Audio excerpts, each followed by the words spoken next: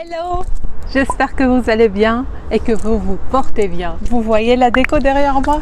Je viens directement du jardin pour vous parler du potager d'été.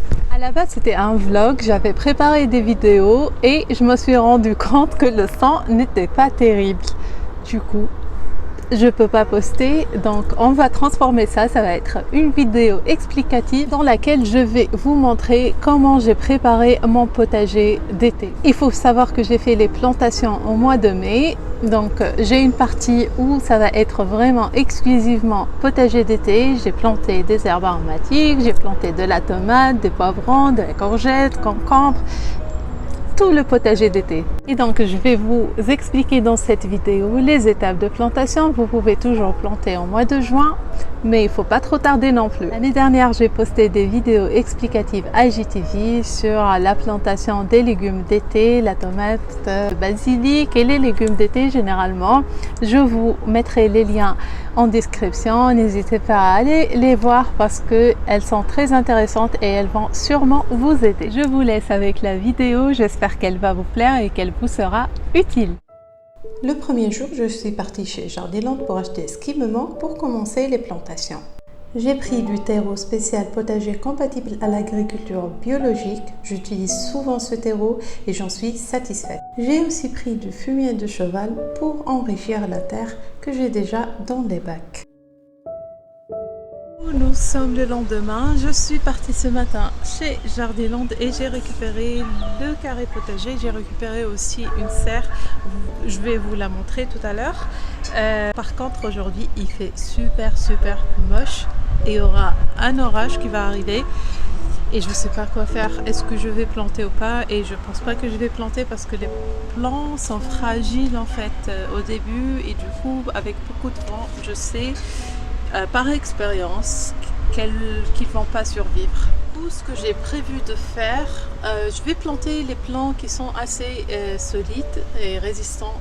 En fait, j'ai pris quelques plants de chez Jardiland aussi, mis à part ceux que j'ai fait, que j'ai semés. Je vais commencer par préparer le carré potager que vous voyez ici. Voilà, il est là. Je vais le préparer, je vais mettre la terre dedans. Et on va attendre, on va voir en fait. On va voir si le temps me le permet. Je vais faire plus que ça. Je commence par vider un espace pour pouvoir mettre mon nouveau carré potager que j'ai acheté aussi de chez Jardiland. Je vous mettrai le lien dans la barre d'infos.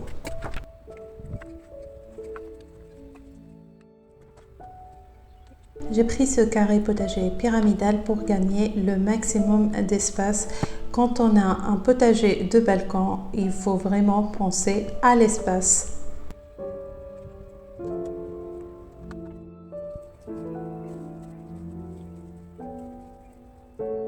Je vais maintenant remplir les compartiments de mon potager. Je place une couche de billes d'argile afin d'assurer un bon drainage du substrat, ce qui va éviter la stagnation d'eau au fond du pot. Par la suite, je remplis les bacs avec le terreau et afin de fertiliser le potager, je mets une couche de fumier sur la surface. Concernant le fumier, vous pouvez soit le laisser sur la surface ou le griffer afin de l'incorporer dans la terre. Et le mieux, c'est de le laisser reposer pendant 1 à 2 semaines avant de planter. Mais je vous avoue que je n'ai pas attendu cette période parce que je devais planter le même jour.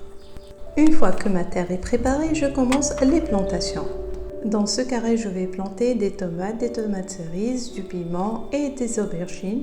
Pour planter, tout d'abord, je creuse un trou, j'humidifie la motte, puis je plante en tapotant délicatement le plant.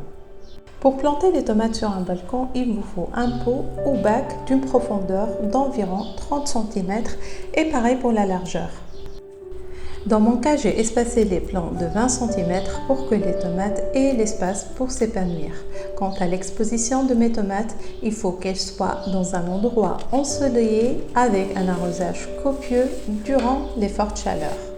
Lors de la plantation, je saupoudre la terre avec de la corne broyée. C'est un fertilisant 100% naturel, riche en azote qui favorise l'enracinement des jeunes pousses et stimule la croissance des végétaux. Ce produit a prouvé son efficacité durant les années passées, c'est pour cela que je ne m'en passe plus. Sinon, pour la première fois, cette fois-ci, je teste les plants greffés de poivrons, piments et concombres. Les légumes greffés favorisent une meilleure productivité, une meilleure résistance aux maladies et aux parasites. Vous trouverez ces plants greffés dans toutes les jardineries. Pour planter le piment et poivron, je procède de la même manière que les tomates. Et pour avoir un meilleur feuillage et une meilleure récolte, tâchez à espacer les plants les uns des autres. Et durant l'été, il faut maintenir le sol humide pour que les plantes soient bien drainées et plus productives. Tous ces détails sont décrits dans la vidéo IGTV que j'ai préparée l'année dernière. Je vous mettrai le lien dans la description de la vidéo. Je procède maintenant à planter mes plants d'aubergines que j'ai semés durant le mois d'avril.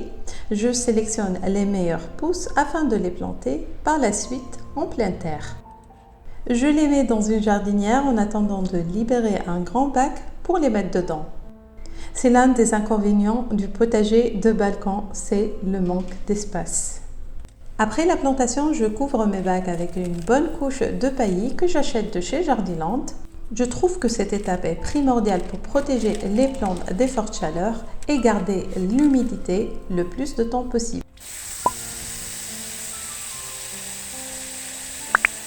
Et bien sûr, comme dernière étape, j'arrose copieusement et je continue à arroser tous les 2 jours dans les périodes de forte chaleur. J'ai aussi planté des herbes aromatiques comme le romarin, le basilic, la coriandre, mais ça sera sûrement le sujet d'une autre vidéo.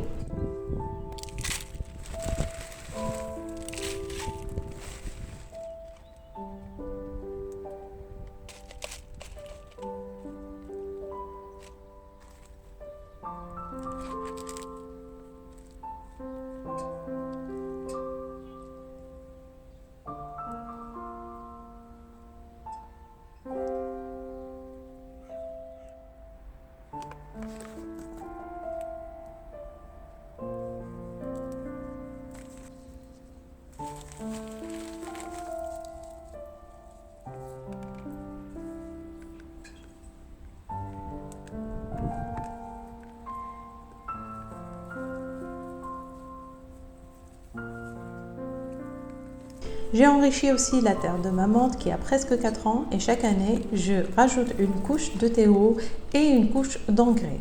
Je vous mettrai aussi une vidéo que j'ai préparée l'année dernière dans laquelle vous trouverez tous les détails concernant la menthe.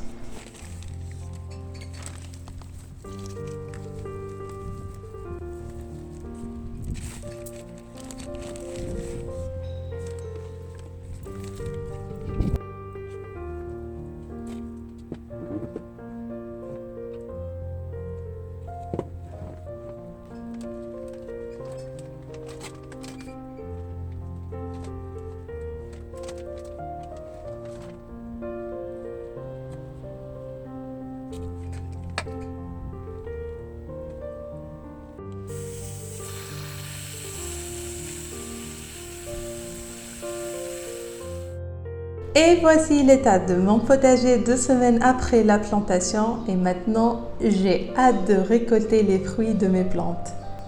Et je vous assure, le plaisir de la récolte de son potager n'a pas de prix.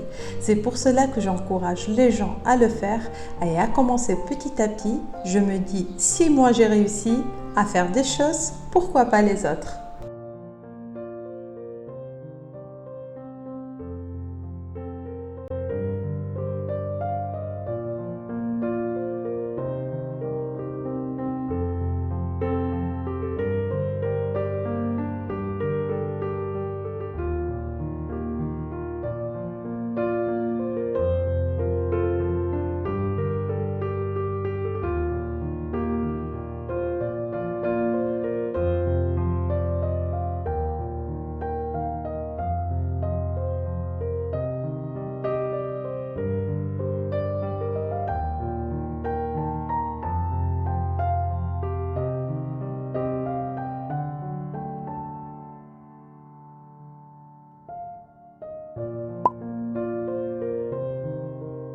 Et voilà, la vidéo touche à sa fin. J'espère qu'elle vous a plu et qu'elle va vous être utile. Et si c'est le cas, n'hésitez pas à la partager, à liker, à vous abonner surtout. Et à me mettre un petit pouce bleu. Il ne reste qu'à vous dire au revoir et à la prochaine vidéo. Ciao ciao.